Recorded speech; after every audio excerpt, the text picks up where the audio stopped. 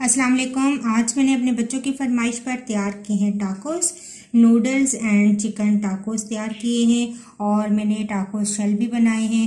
तो आइए इस रेसिपी को देखते हैं कि ये किस तरीके से मैंने टाकोस शेल तैयार किए हैं और इनकी फिलिंग तैयार की है। तो वीडियो को देखते हैं।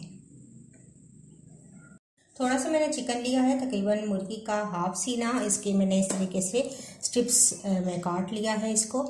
इसमें हम डालेंगे हाफ टी स्पून लाल मिर्च का पाउडर, हाफ टी स्पून काली मिर्च का पाउडर, हाफ टी स्पून अदरक लहसुन का पाउडर है, आप पेस्ट भी शामिल कर सकते हैं, और हाफ टी स्पून ही मैं इसमें नमक शामिल करूँगी और थोड़ा सा तकरीबन 2 टेबल स्पून शामिल करूँगी दही, और इसको मिक्स करेंगे। थोड़ी सी देर के लिए मैरिनेट करके रख देंगे, तकरीबन आधा घंटा, और फिर इसके बाद 1-2 टेबल स्पून ऑयल डाल के इसको फ्राई कर लेंगे। फ्राई पैन में तकरीबन 2 टेबल स्पून ऑयल डालेंगे और मैरिनेट की हुई चिकन इसमें शामिल करेंगे और इसको फ्राई कर लेंगे।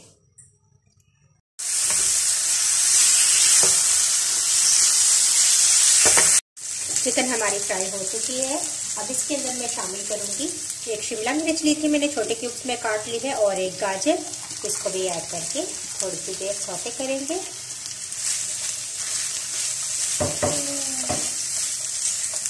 यहाँ पर थोड़ा सा तकरीबन 2 टेबल स्पून में सोया सॉस शामिल करूंगी, और नूडल्स मैंने बॉईल कर लिए हैं और वो भी मैं थोड़ी देर के बाद इसमें ऐड करूंगी।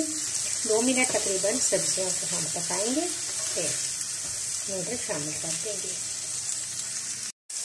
अब मैं शामिल करूंगी नूडल्स। मैंने उबाल कर और ठंडे पानी से इनको नखारा है ताकि ये अलग अलग से रहें, और इनके अंदर जो मसाला आता है वो मैंने ऐड इनके अंदर नहीं किया था, वो अब इस स्टेज पे मैं ऐड करूँगी। तो 2 नूडल्स के पैकेट लिए थे, ये उनके अंदर का जो मसाला होता है मैं डाल दूंगी। 1 मैं ऐड करूंगी और इसको मिक्स करेंगे।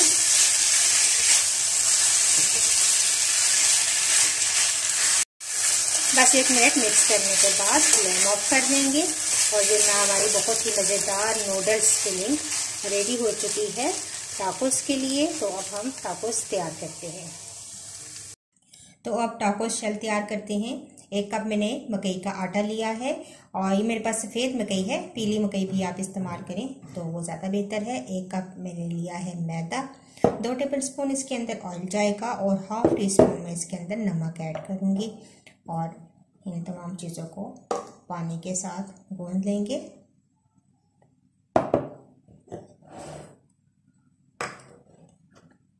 मिक्स करेंगे पहले।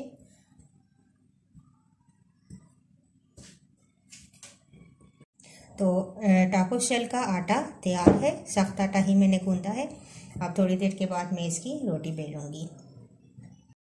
आटे की मैंने बड़ी सी रोटी बेल ली है। अब एक राउंड कोई भी कटर ले लें, किसी चीज़ का ढक्कन ले लें, तो इसके साथ आप इस तरीके से काट लें। इस तरह तमाम टाकोस की जो शेप है वो एक जैसी आएगी, छोटी बड़ी नहीं होगी। और एक रोटी करके भी आप बेल सकते हैं, छोटे छोटे पेड़े लें और अलग अलग इनको बेल कर फ्राई कर सकते हैं। तो अब हम इसको फ्राई करते हैं। एक उठाएंगे,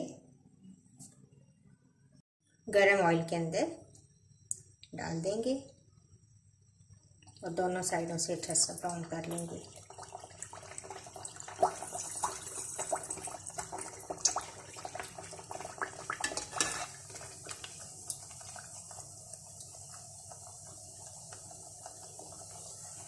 तो देखें दोनों साइडों से ब्राउन हो चुका है, इसको निकालेंगे। अब दोनों साइडों से जब अच्छा सा हमारा पक जाएगा तो फिर इस तरह किचन टॉवल के अंदर या किसी भी रुमाल के अंदर रखकर रोल करेंगे, इसको प्रेस करेंगे, और इस तरीके से हमारे ये टाकोस रेडी। तो अगर ये फूले तो इसको आपने प्रेस करना है,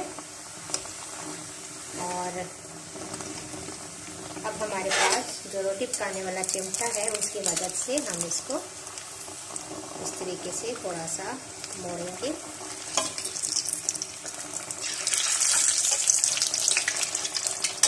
इस तरीके से और थोड़ी देर इस तरह फ्राई करेंगे ताकि इसकी शेप बरकरार रहे।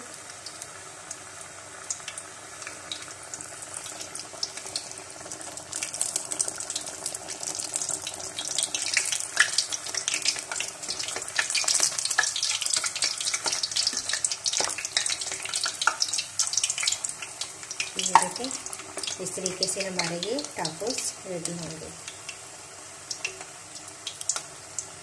अब इसको निकाल लेंगे और मैं ज़ैत में डालूंगी।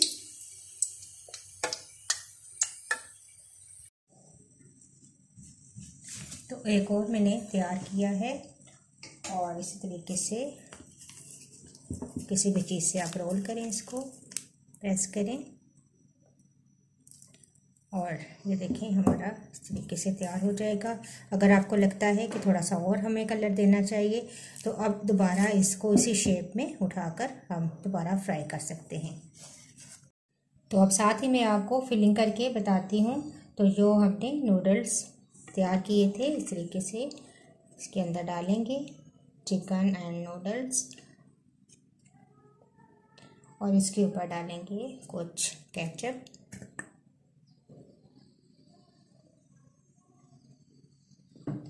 थोड़ी सी ग्रीन चिली सॉस ताकि इसका बहुत ही अच्छा सा कलर आ जाए और साथ ही डालेंगे थोड़ा सा मायोनीज।